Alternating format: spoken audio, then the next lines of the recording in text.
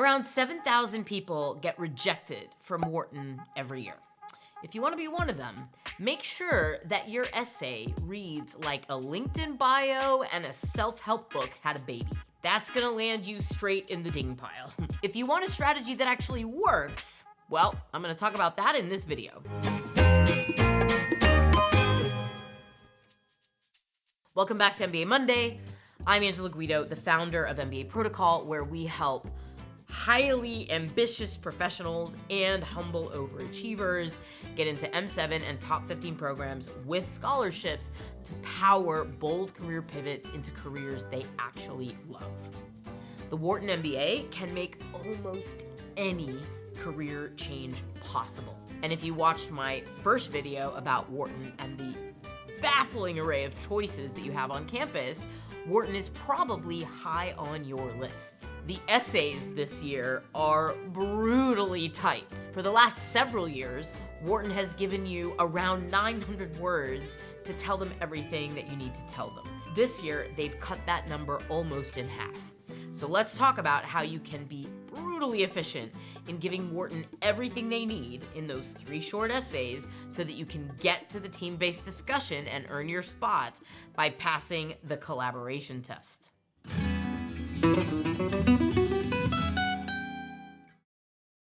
Let's get right into it. First, instead of one long essay where you're being asked to talk about how the Wharton MBA is going to benefit your future, you've got 2 short questions where they've split the future in half. Question number 1, what is your immediate post-MBA professional goal?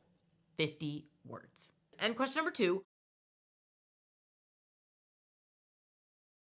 150 words. Between these 2, you've got about 200 words to showcase your completed, what's the word, everybody? Career game plan. I know I'm starting to sound like a broken record in these videos, but we started with the 2 programs, Columbia and Wharton, that care the absolute mostest about your career game plan. They need to believe in your long-term vision and that it's inspiring and that it's going to have a positive impact. They need to believe in your short-term post-MBA target and that it's credible and that it's a job you can get and be successful in. And they want to know how all of that connects to your past and what you're going to do in their MBA program to make all of that possible. This is really the core of what the Wharton MBA application is about. In my last video, I talked about how important the resume is to do the very heavy lifting of showing your career track record in terms of impact, outcomes, and results, because you got no space in these essays to talk about how great you are and everything you've achieved. That has to go 100% on the resume, with a little bit also going in the recommendations. When you tackle these essays, you gotta be direct, concise, and specific. So, when you're answering this first question, what is your immediate post-MBA professional goal? Don't just say, I want to go into consulting. Don't just say, I want to go work at MBB. You need to paint a picture. You got 50 whole words. So it's the difference between, I want to work in finance, versus post-MBA, I'm targeting a senior product development role at a climate tech company building grid software. All right, maybe your post-MBA goals aren't that specific and vivid, but like I've said in almost every video in the last couple of weeks, you have to do the work to develop your career game plan so that you can name something quite concrete that you want in the short term. What is the role? What is the industry? What is the function? And what will you actually be doing? What will you be impacting in that job that's a continuation of the impact that you've had so far in your career? This requires a lot of deep thinking. And because these essays are so tight, it's really the best time to consider working with us to build your career game plan and to filter them through your essays so that they really, really pop. You can request a call at the link on the screen if you want to talk to me about your plans and getting you into Wharton through these essays and the team-based discussion. Subject for the next video. The next question about your 3 to 5 year goals and the long-term vision is about showing them, not that you know exactly the path you're going to take, not that you know exactly the companies you're going to work for or predicting your own future. It's about showing them that you basically understand how the world works and how career progression works. These two questions, split apart as they are and requiring laser precision, are an innovation brought on by the advent of AI and the employment challenges that MBA grads, even from top schools, are facing these days. It's not enough to get into a great school. If you want to get out of that school with a great job that you actually want, you have to come in with a vision and you have to come in prepared, ready to go for it. Wharton is asking these questions because they want to make absolutely sure that they are not admitting anyone who hasn't thought through their plan in reality. Now, to be fair, the reality in 3 years when you graduate from Wharton is going to be very different from the reality of today. That's just how it is. And schools know this. So they're not going to hold you to your plan. They know that all things can change. But if you can't show them that you have a plan, then they have no reason to believe that you're going to be successful on the other side. So do that work to really make sure that your short-term post-MBA goals and your medium and long-term post-MBA goals are vivid and clear and connected to your background. This is where the LinkedIn profile meets self-help book baby is going to absolutely mess you up. If you go in here and try to recap your achievements, your resume, your LinkedIn, you will have entirely missed the point and you will have squandered the 200 words you have to check filter number 2, showing Wharton that you have a plan. Now remember, in my last video, I said there are 3 filters that Wharton is applying. First is your track record, that's all on the resume. Second is your career game plan, that's all essay 1 and the 2 boxes therein.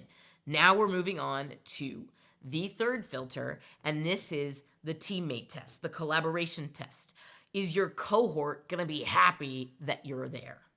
So this question is, taking into consideration your background, personal, professional, and/or academic, how do you plan to make specific, meaningful contributions to the Wharton community? Another great way to get rejected from Wharton is to make this essay all about you and how great you are and what you've achieved and what you've contributed in the past. Another great way to do it is to stay completely vague. There are 2 things that people think when they first look at this essay. They think, first of all, it's a test of my awesomeness. The school is looking to see that I've made an impact in the past and that I'm gonna make an impact at Wharton. The second thing people think when they read this question is that it's about what they can bring that no one else can. Either of those approaches is going to lead you to take this essay like a brag fest, like you need to compare yourself to other candidates and showcase in a way that ultimately comes across as very defensive or arrogant what you're going to add to the class, or it ends up being a list of stuff you've achieved. Again, we're back in LinkedIn self-help baby territory. Remember in my last video, I talked about the sociopath test. Let's soften it a little bit and call it the teammate test in this video. They are looking for people who are genuinely excited to contribute to others, who are excited to collaborate, to build within existing structures, and to find a way to leave the place better than they found it. So your best approach here is to be vivid, specific, and say less.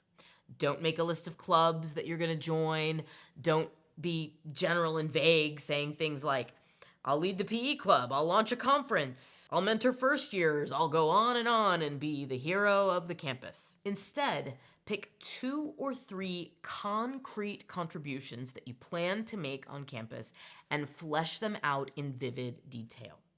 You might like to tie them to your background and ways in which you've had an impact in the past. But how you talk about those successes really matters. Not, I led the team to success. Something more like, I noticed that the quietest member of the team actually had the best idea. So I created a platform for her to share them in a way that made her comfortable and that contributed to the rest of the organization. Dig back into your past to find the places where you've invested in others, where you've invested in yourself, where you've genuinely created a better environment and a better outcome because you cared and you contributed. And then play that forward at Wharton and talk about 2 or 3 very specific ways that you will parlay this experience or this tendency or this value into the Wharton community. And then run this gut check. If your contribution could be copy-pasted into someone else's essay or into another school's essay, you haven't hit it yet. The best contribution essays could only have been written by one person.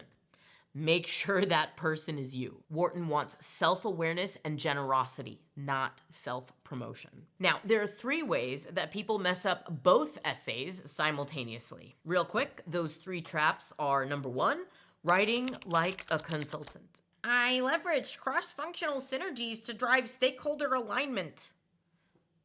Nobody talks like that. Talk like a person.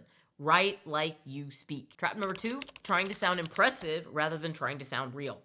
The resume is the place to sound impressive, and gosh darn it, you better sound impressive on that resume. Remember, it's a track record of impact that they're looking for. But the admissions committee reads thousands of essays. They can smell a manufactured narrative or an overly polished accomplishment list a mile away. Authenticity, rawness, realness is what will resonate. And trap number 3 is forgetting that these 2 essays or 3 short essays work together as a set. Your voice needs to be consistent throughout, even though the subject matter is vastly different and the word limit is different among them.